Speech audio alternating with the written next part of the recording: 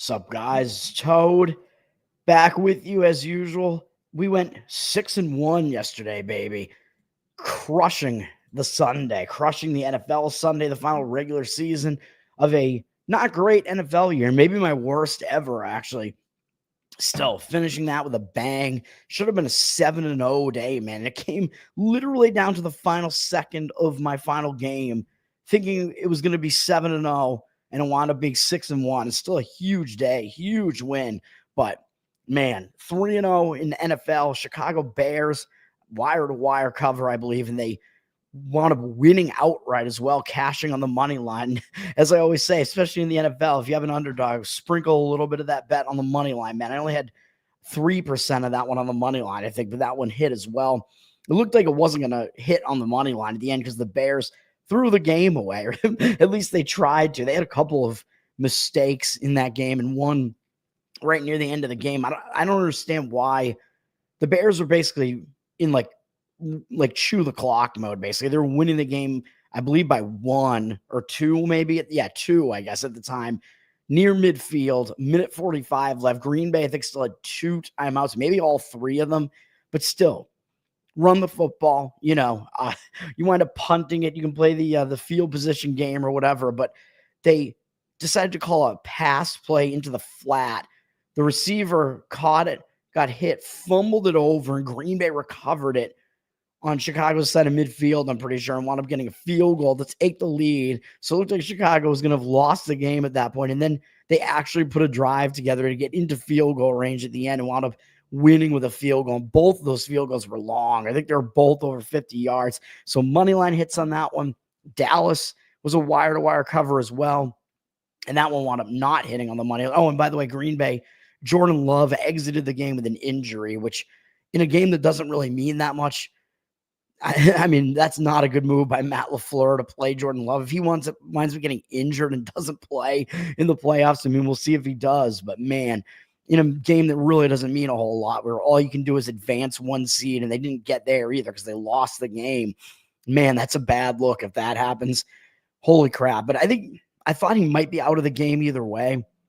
So maybe his injury is not that bad. Maybe some of it was precautionary. I don't really know. But then, of course, in the Dallas-Washington game, Washington did take out some of their starters. They did take out Jaden Daniels into the second half, and Dallas, I think, absolutely should have won that game outright. They were winning that game almost, for pretty much the whole game, I would say. Winning by 10, I think, at one point in the game. Then it came down to a point where it was a very low-scoring game. They were winning by a few points with not a whole lot of time remaining, and Marcus Mariota was in the game, and Dallas had him sacked at one point, and they got called for face masking him. So that hurt. That advanced Washington up the field, and then Washington wound up, I think, getting maybe another penalty at one point to advance it again. They converted on 4th down at one point, and then they wound up getting all the way down and getting a touchdown right at the end to win the game. Crazy, although the cover was never in doubt, especially because I found a 7. I told you guys, 6.5 was primarily the number that was out there. That cashed as well, but 7 did come up. So I was able to get that on game day there. And that was either way it cashed, but the money line I think should have cashed as well. And then Arizona Cardinals, fairly easy win on that one too. I mean, they were winning the whole game, and they really just put the game away late and just really kind of ran away with it at the end. Not too much of a sweat on that one. And then I don't know, what else did I have yesterday? I had college basketball, American University. They wound up getting there, and they were winning that whole game. And then it just came down to just push the lead a little bit and put the game away. And that's what they did. I think maybe some intentional fouls going on there as well. And then Kansas, maybe the easiest win I've ever had, man. Sometimes the public is not wrong. I thought the handicap was right on that one. The market read actually looked like it was on Kansas. The market reads actually wound up looking pretty good on all of the games, except for maybe the Houston Rockets. When it came down to it, it looked like it wound up being a little bit less of the cash on Houston than the ticket percentage, although the line had still moved in the direction of Houston. But I can't even remember. Kansas. They won the game by like 50-something points, man. I mean, that was completely a no-doubter. I mean, that was crazy. Such an easy win, man. I think that might be the easiest win I've ever had. Crazy. on a game that the public is right on. But again, the line moved up a little bit on Kansas there, but it was still like 4.5, 5. Obviously, they covered every single number. And then the cash percentage wound up being on them as well. The New York Islanders got a little dicey. I'm wearing my Bruins hat because they did me proud by losing so that I could win a bet against them on the Islanders. Islanders had a 2-goal lead multiple times in the game, up 3-1 and then up 4-2 pretty late. And then the Bruins had to come back and tie the game. It was a somewhat close game, but the Islanders did outplay them. And then it wound up having to go into overtime, and the Islanders won in overtime. But when you have an underdog like that and they're winning most of the game, you know it's the right side. And then, of course, I think that's it. And then the Houston Rockets, they were winning that game by 20-something points in the second half, man, I think, or somewhere around 20. Looked like Houston was going to run away with that game. And then all of a sudden, it's like a 2-point game. I'm like, what just happened? The Lakers had like a 40-24 third period or third quarter, whatever. And then Houston wound up pushing the lead back. And then it looked like it was a sure thing again. I looked and Houston was winning by like, I think 9 points in the final couple of minutes of the game, maybe 10. I'm like, okay, they're going to cover. And then I look at the final and they missed by a half point because I had -4.5 in that one. I think I gave it out. Did I give it out 4.5 on the show? I think maybe I did. I think maybe there were some 4s out there at some point, so maybe it could have pushed and I could have gone 6-0-1 instead of 6-1. Man, I didn't think it was really going to matter, but it wound up mattering. It wound up landing right on the 4 right at the end. And I think Houston was still up 6 or 7 in the final seconds. And I think the Lakers might have hit a shot on the final possession to ruin the spread bet, I think. But if you look at that game, I think Houston had like 20-something more field goal attempts than the Lakers did in the game. That has the makings of like a complete blowout win. It was like 99-70-something in field goal attempts. Like that means you have way more possessions. The percentages I don't think were that far off either, but you have that many more possessions. That's like a blowout win, basically, statistically. And then it came, what the difference was in the game was free throws. So I think there was some really biased officiating in that game. And the Lakers had like 2 times as many free throw attempts in the game because it's LeBron. LeBron's just going to get the foul calls, man. It pisses me off. I didn't watch the game, but I'm pretty sure there was some of that going on there, even though it was at Houston. And usually get a little home cooking in the free throw, in the foul calls there. But what can you do? Anyway, we move on to today. It was a good day, though. Very good day. We're fairly significantly up on the year now from one day, which could have been an even better day. But, you know, we got to just keep doing what we're doing here and get back to my peak that I had whenever it was last year. I'm not up to that peak again yet, but I want to get to that again and surpass it. Hopefully we can. Today's a Monday card, so it's going to be a smaller card. I'm going to have a new look. Top Lobster made me some new you can probably see my background here. Top Lobster made me some new thumbnails and images and stuff. So I'm going to be switching over to that. More neon green, which I like, more lime green. But let's get into today before I have to get out of here. Not a huge card today, man. I mean, we got college basketball, of course, is happening. Not a whole lot of games. Wisconsin-Rutgers is one of the Big Ten games up today. Wisconsin's down from 2 to 1.5. So it looks like the money is kind of coming in against public Wisconsin team. I mean, Wisconsin's going to be public. I mean, they've been in and out of the rankings. They have the better record, 67% of tickets, 65% of the cash. But in this case, I mean, it looks like one of those lines is kind of misleading, right? Because it's basically like pick the winner here. It is a road game for Wisconsin, which isn't going to be that easy, having to go out to New Jersey to play this game. You look at Wisconsin being 11-3 and Rutgers at 8-6. Almost looks like a no-brainer, right? Wisconsin, you're basically just asking them to win the game. Definitely looks too easy to take Wisconsin. The problem that I have with this is that Ken Baum really has Rutgers ranked pretty low. Like he has them in like the 70s, I think. He's got Wisconsin not being a top 25 team. He's got them up probably around 30. But even that disparity, he's got Wisconsin winning this game by about 4 points.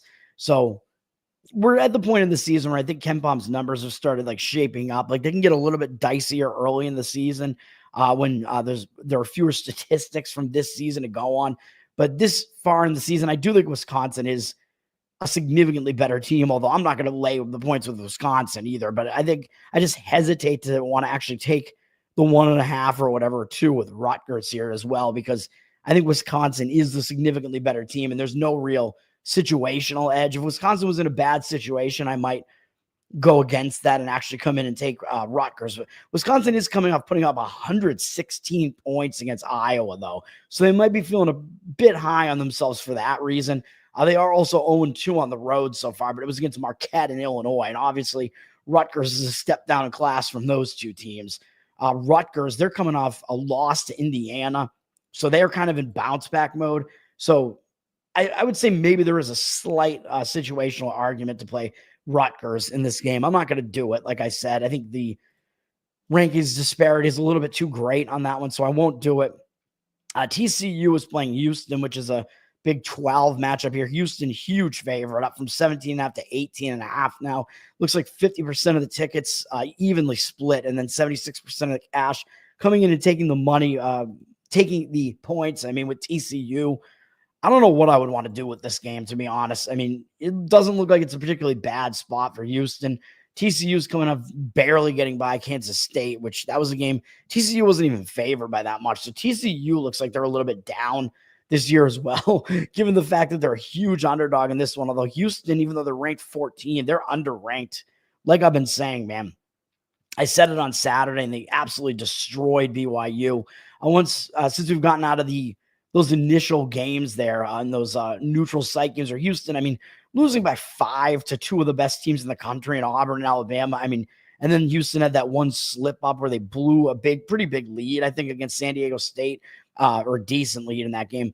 I'm not going to knock Houston too much. I think Houston is still one of the top, like, several teams in the country. So I do actually think this line is justified. I mean, I would not be shocked at all if Houston runs away with this game as well. I'm not going to try to play it. And then I do lean to NC Central at Morgan State in this undercard here, in these bad college basketball matchups here. This is a MEAC game, I believe. NC Central is definitely the significantly better team over Morgan State. They're one of the better teams in this conference, which is why they're laying points on the road, but they're up from 2.5 to 3.5. And I think the situation does justify that. Where am I looking here? Where the hell is it? NC State, or NC Central. I mean, where are you? Yeah, here they are. NC Central, they're coming off a loss, I believe, to Coppin State. Coppin State had one win on the entire season before that. I mean, how do you lose to Coppin State? I don't know the answer to that. They'd beaten Navy, so it wasn't a non-Division I team. They did have one Division I win. Navy, pretty bad. Coppin State has now won 2 of their last 3 games, but NC Central should not have lost this game. I mean, they were 8.5-point favorite. They shot 6.7% from 3-point range in this game. I mean, I don't think you're going to see a lower percentage than that, really. That's insane. I mean, even the worst 3-point shooting team is not going to sustain a 3-point percentage like that. And Coppin State shot 50% from 3, even though they're a terrible team. They had 22 turnovers and they still won the game. I mean, NC Central had their share as well, but man, it looks like a bounce back spot to me for NC Central after such a horrible performance against a really bad team. Morgan State, I mean, they're not as good a team, obviously. They're mired in a loss streak here, but they did lose to Iowa State and Minnesota. I mean, obviously they're going to lose those games, both on the road. And then they lost to South Carolina State in their last game, which, of course, Morgan State was an underdog, as they usually are. And they stayed in this game, played pretty close, actually. They got to within 7 points or so late in the game. And Morgan State shot pretty well. Both teams shot kind of ridiculously. So not really anything to see there one way or the other, except that I think Morgan State will probably take a step back shooting wise. So I do lean to NC Central. My one play in college basketball, though, is Minnesota. Oh, this looks weird, by the way, with my background here now that I see it. I think I'm wearing the same shirt, too, in that picture. It's either this one or the gray one. I look exactly the same. Oh, man, it's like deja vu. It's crazy.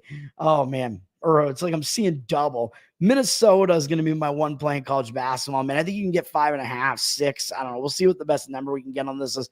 Ohio State's definitely going to be public here, sitting at 6, maybe down to 5, 5.5 or so. Maybe the line is ticked down a little bit. Ohio State, 75% of the tickets. It's 96% of the cash, though. So Ohio State looking like they do have the higher cash percentage right now, but I'm not sure that I buy it. And I'm not going to buy the situation, even though I do think Ken Bum And he has Ohio State, I think, ranked probably somewhere in the 30s, and Minnesota way down, like somewhere probably around the 90s, I would say, something like that. Minnesota's not good, but I think this is a situational spot, even though KenPom, I think, does have this number at around 7.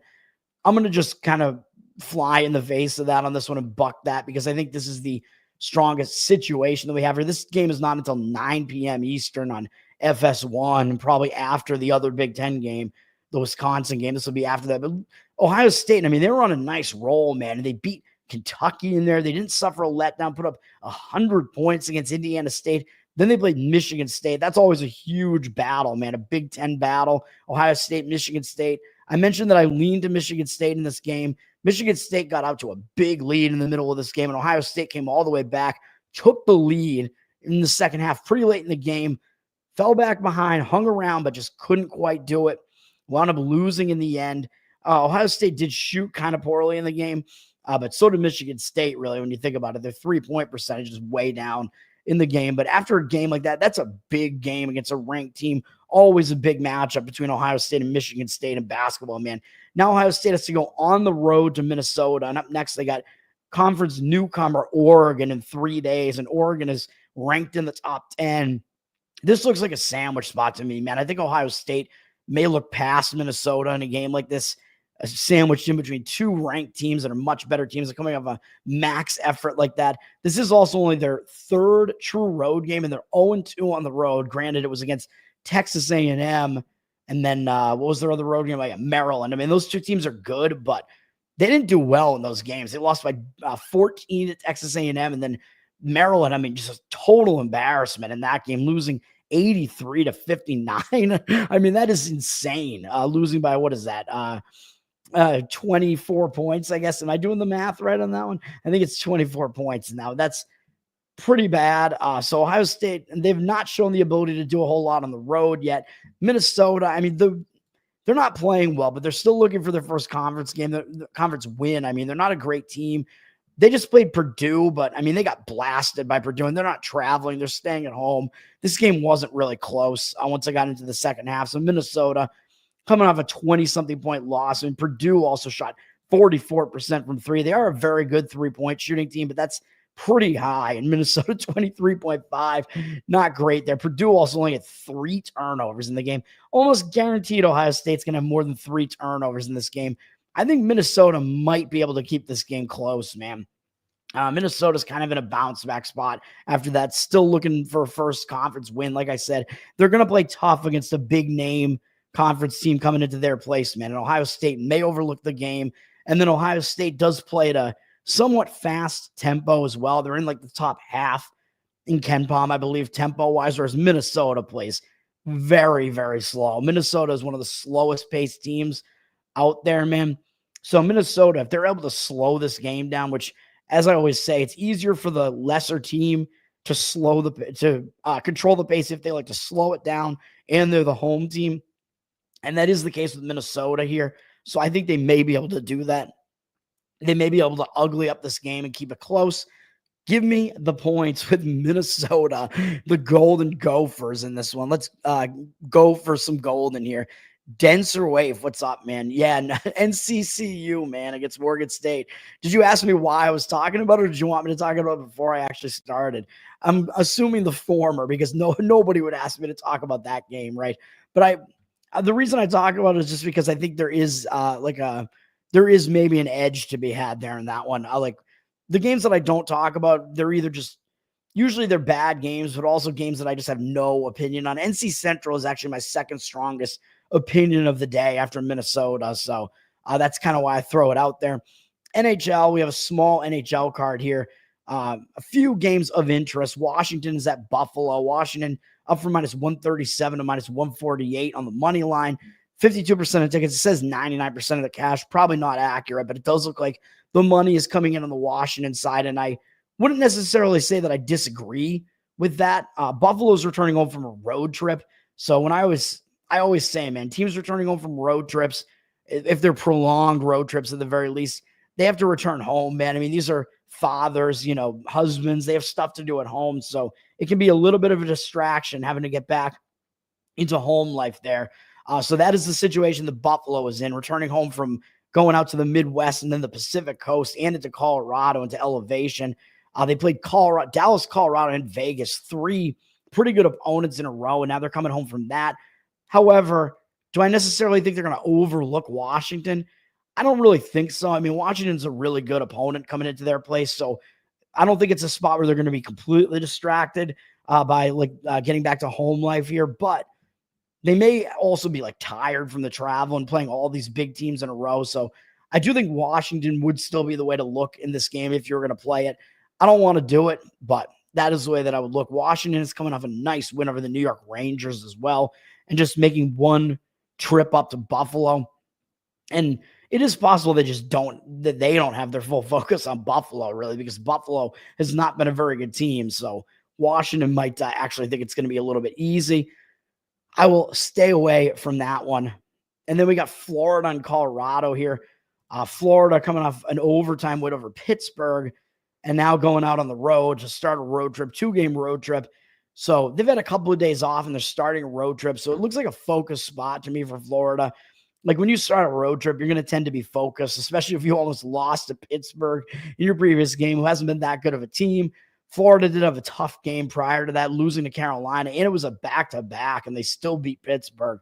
Now they're going out on the road. I don't think it's a bad spot for Florida, really, but I think it's also a focus spot for Colorado because they just lost to the Montreal Canadiens in a shootout, which ended their big win streak. So on the one hand, losing a big win streak like that can kind of hang you over into the next game, but I think it's more of a hangover spot if that was actually a good team that beat you, and in this case, it was not. Really, even though Montreal's been playing a little bit better recently, it seems like it might be a bounce back spot for Colorado to me. I mean, they're not traveling anywhere. They got one of the best teams really in the NHL still coming into their place. So I expect focus from both sides in a game like this. So this game, let me see, what are we looking at? It's Colorado down from -127 to -119 in this one. Florida, very public, 87% of tickets, but 89% of the cash. So it looks like the money might actually be in agreement with the public in this one, at least from the early read here, moving that line in that direction. And then Vancouver, Montreal. Vancouver's up from -133 to -135. 72% of tickets on them, but 51% of the cash on Montreal. So it looks like Montreal is actually getting the money against a public Vancouver team, which very predictable that Vancouver is going to be public. I mean, they have the better record over Montreal's. Vancouver, they're coming off getting shut out by Nashville now, and they've had multiple days off, and now they're starting a road trip. So to me, it seems like they might actually show up focused in this one. When you're coming off a shutout against a team that probably you should have beaten, I think you're going to be focused regardless of who your opponent is, even though they do have Washington, Carolina, Toronto, Winnipeg, Kings, Edmonton up next. So they have all bigger opponents up next. So on the other hand, there is still a possibility they don't take Montreal completely seriously. So hard to gauge. I could see it going both ways there, but I don't want to try to fade a Vancouver team that's starting a road trip and coming off a bad loss because they could still be focused. And Montreal, I don't want to try to play on Montreal when they're returning home from a road trip and they just beat Colorado in a shootout in elevation, and they're returning home from a long road trip. Well, the road trip was broken up a little bit, okay, because they went to Columbus. Then they went into the Christmas break. So then the road trip actually started here on the 28th at Florida, and they've been on the road since then. That's still a very long road trip that took them down to Florida and then all the way out to Vegas, then Chicago, and then back out into elevation to Colorado. Crazy road trip there. And they're playing a third game in 4 days now, all in different cities, and they have Washington next as well. Not that they're going to overlook Vancouver. I mean, Vancouver's a good team as well, and I think there's maybe a little bit of a cross-Canada rivalry there between the two, maybe to some extent. So I don't want to play on either team here, but I actually think Montreal is in the worst of the two spots. I think it looks to me like Vancouver's in kind of a focus spot there, and Montreal in a very difficult return home spot there, in my opinion. So actually, I'm kind of tempted to actually come in and play Vancouver in this one. Should I be reckless again and do it? I'm not going to quite get there. I'll pass, but that one leaned to Vancouver. And then we got NBA before I finish the show and get out of here. I looked at Portland and Detroit first, and to me, it looks like both of these teams are in kind of letdown spots. Portland at Detroit. Detroit's up from 5 to 6.5. So it looks like some money has come in on the Pistons side. 86% of tickets, 99% of the cash on the Pistons. Portland, I mean, they're coming off beating Milwaukee road. That's a pretty big win, man. They were a pretty big underdog in that game. I think probably around 8.5. So they're coming off a big upset win. Could be in a letdown spot after that. And they played the Lakers pretty tough the game before that too. So Portland maybe running out of steam a little bit. Detroit may have a little bit of extra motivation just because they're one game below 500. Tends to be a little bit of an extra motivator. But then again, Detroit just beat Minnesota 2 days ago, man. And that's a nice win for a team like Detroit beating a pretty good team like Minnesota. So I think they could be in a letdown spot here as well. So I don't want to play it one way or the other. I'll just I'll stay away on that one. Suns 76ers sitting at 3.5, 77% of tickets, 96% of the cash on the Sixers. But I lean against the Sixers in this one. I mean, they're returning home from kind of a crazy road trip where it started on Christmas where they beat my Boston Celtics on Christmas. Then they went out into elevation. They probably maybe had a little bit of a break there, but they weren't home. So I don't know what they did there. I don't know if they went back home or not, like right after the Christmas game. They went out to Utah and then out to the Pacific Coast, basically to Portland, Sacramento, Golden State, and then came all the way back east, played Brooklyn. I actually played Philadelphia in the Portland game and in the Brooklyn game. So I went 2-0 on Philadelphia games in that stretch. I didn't fade them at all. They had a very successful road trip, man, I would say. Starting with that Boston game, 4-2 road trip if you include the Boston game. And they finished it out with a win. Coming back east, they beat Brooklyn, which I thought it was a really bad spot for Brooklyn in that game, which is why I played the Sixers. Now the Sixers finally return home, and I think again, this is a return home spot where I think the distractions are going to come into play for Philadelphia. I mean, they're a huge media market too, so you get like the media circus back there again, especially with what's been going on with like Embiid and that whole situation. I mean, Philadelphia seems like they are like an intact team now, though, and they're starting to play pretty good basketball. And my guess would be they're still going to make the playoffs as long as they don't have like serious injuries from here on out, because they do have a lot of talent on this team. They're starting to play like it, but in a return home spot like this, I think they could be distracted. They don't have anything to look forward to, though, so that's kind of the issue here. If they had a bigger game than the Wizards up next, I might actually look to fade Philadelphia here. Phoenix, I mean, they're coming off some ugly losses. They've been playing some ugly basketball recently. They're on a 4-game loss streak. Granted, losing to Dallas and Golden State, I mean, I'm not going to knock them too much for that. And Memphis actually is good as well. But now their most recent game, they lost by 18 to Indiana. That's pretty ugly. They were on the road for 1 game for that. Now they're, or actually they started a road trip, excuse me. Now they're continuing the road trip. They don't have anything up next. So it looks like a better spot to play Phoenix, man, and take the points here. I'm not going to do it, but that would be the way that I would look. I mean, always you got to take into, you got to look at the injury situations just to make sure, because Kevin Durant's been injured and whatever, but looks like that's not an issue. We do see Embiid is listed as day-to-day, which is like always the case, but I think they're both going to play in this game. So we'll see what happens there. And then Orlando, New York is an interesting one because the Knicks are laying 11 points right now, from 11 to 11.5. Now, I kind of like the Knicks side, but only if we're getting injured players back for Orlando. That's the whole thing about this.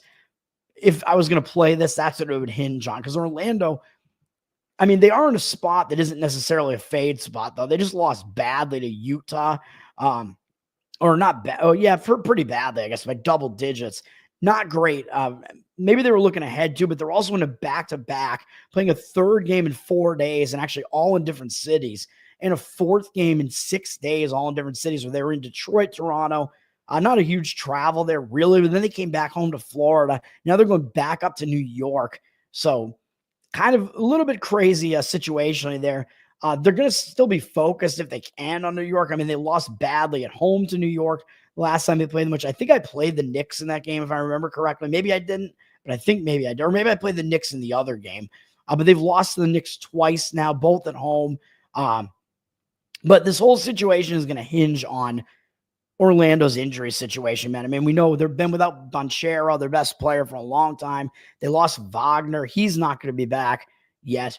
And then Suggs, who became their best player, he got hurt, I think, in this Toronto game. So he missed the last game, which Could have been an injured player theory spot, but I just think Orlando was just so thin that they just couldn't even compete, really. But now they're in a back-to-back. Like I said, I mean, it's possible they overlooked Utah because they were going to be focused on the Knicks because they really want to try to get the Knicks. But, man, in a spot like this, it's not looking good for Orlando. And here's the thing. Banchero has been scheduled to come back in this game for a long time, and that's been kind of an estimation. So I don't know if he's going to be back. And Suggs is supposedly maybe going to try to be back in this game as well. So I think if Banchero or if both of them are back, not just Suggs, because I don't think Suggs is really like a star player, but if Banchero comes back, regardless of Suggs coming back or not, if Banchero comes back, I think you're going to see this line drop a bit on the Knicks. And if that happens, I think maybe playing the Knicks would make sense because the Magic are in a back-to-back, like I said, and it would become a reverse injured player spot. I mean, you have a star player who's been out for a long time, and he's like the guy on your team, especially with Wagner out. He comes back, you got to work him back into the lineup. Like the line's going to move to accommodate for him coming back, but usually it overreacts too much, and the team really has to like work up that chemistry again. That star player has to get used to playing in like an actual game again. So it takes a little bit of time. So usually that first game back, you want to look to fade that team. So that's the way that I look at this. The Knicks are also in a big time bounce back spot. They just lost to the Chicago Bulls, where I actually played the Chicago Bulls in that game. I took the points because the Knicks were in the back-to-back in that game, coming off a tough game against Oklahoma City that also disrupted a long win streak that they had. They're also playing a third game in 4 days in that spot, all in different cities. I think it was actually a fourth game in 6 days as well, all in different cities. It was a really bad spot. And they had this Orlando game up next. So they got caught by Chicago. It was a very bad spot, which can explain that. I gave it out on the show. I won on Chicago in that one. Knicks, after a bad performance like that against a pretty bad team, I do think it's definitely a refocus spot for the Knicks in this one. So I'd be looking to potentially play the Knicks here if it becomes a reverse injured player spot. Only if Banchero comes back and the line drops a little bit on the Knicks, maybe that would be an added play. But I'm not going to give it out as a play on the show.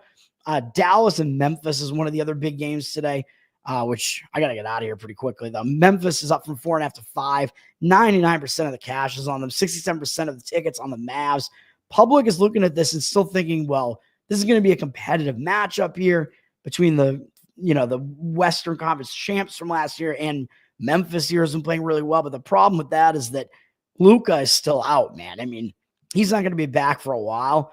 And you got to look at Kyrie Irving. Looks like he's out in this game too. It looks like he's not back until tomorrow.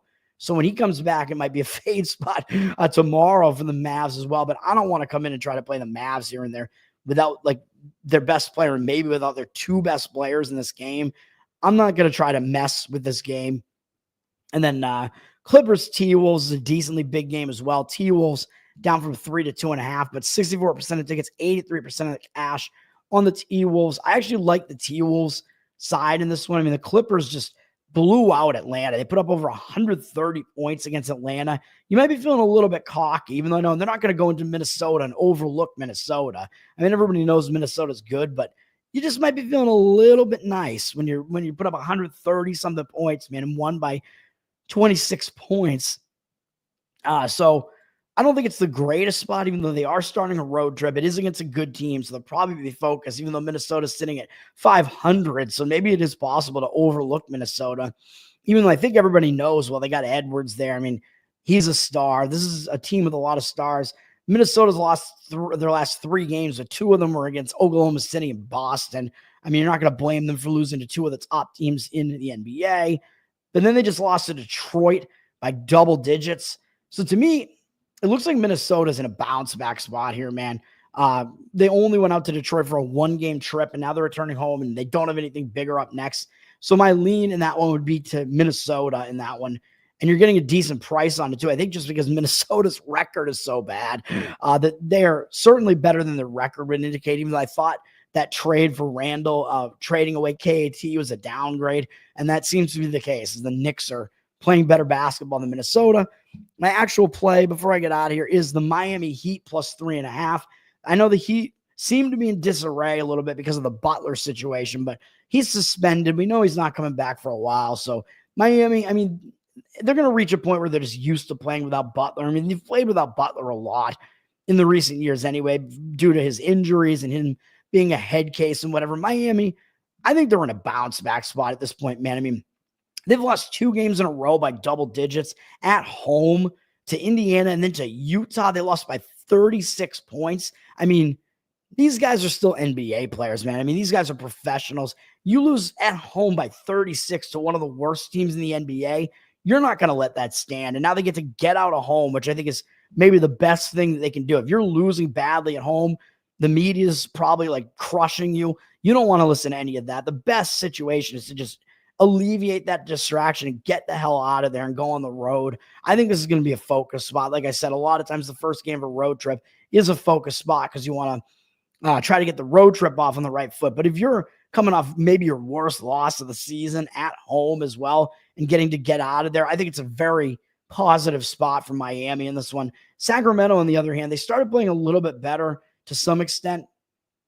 Recently, they've won a bunch of games in a row, actually, I think, right? 4 games in a row against some pretty good teams. Dallas, Philly is now intact. Memphis, Golden State, all 4 of those are pretty good. But now they're on a back-to-back, a 3rd game in 4 days. They just went to Golden State. Now they're coming back from that, which is short trip, obviously, from Sacramento to San Francisco. But still, they've just kind of been staying in the area and beating up these good teams. So, and I think Luka was already out for Dallas, though. So keep that in mind as well. So maybe that win wasn't as good as it appeared. But now you just went to Golden State yesterday and beat them by 30 points. And now you get the struggling Miami team coming in. And up next on Friday, you got to play the Boston Celtics and go on the road and face the Celtics. I think they could easily overlook Miami in this spot, man, especially with what Miami's done the last couple of days. It looks like an unfocused spot to me for Sacramento. I mean, it's a bad rest spot as well. 3rd game in 4 days where they took a trip over to Golden State and absolutely annihilated them on their own floor. Very big win there. I don't see it. I think the Heat are the right play in this one. I think it's the strongest NBA play here. And I don't know what the Warriors injury situation was. Curry actually played in that game, and so did Draymond Green. So Golden State was pretty much intact for that game. And that still happened to them as far as the Kings are concerned. And the Kings before that, I mean, they were losing all these games at home as a favorite. So, I mean, what can you take away from this? I don't know. But Sacramento, they've been a very Jekyll and Hyde team this year. Very hard to predict. Although I've been decent at predicting some of their games, actually. I've gotten involved in some of them. But they had this stretch where they were losing as home favorites a bunch of times. I think we may see them return to that in a spot like this. So I think it is a very bad spot for them, and it is a good spot for Miami. Give me the Heat, and that's going to do it for me, man. Let's feel the Heat. We got 2 plays today. College basketball, Minnesota, plus 5.5, or maybe if you can get 6. I don't think it's going to hit the key number 7, though. I mean, it never was 7. I don't think it will. And then the Miami Heat in NBA, plus 3.5. That's going to do it for me. Let's continue the nice run after yesterday, man. Tower Gang Toad on Twitter. You can find me there. Tower Gang Podcast, the most offensive podcast out there. Patreon.com/Tower Gang. Live pre-show, post-show. Hang out with us in Telegram. And that's going to do it, man. Let's have a good one. Thanks for hanging out, guys. Nate, thanks for showing up, man. And peace out.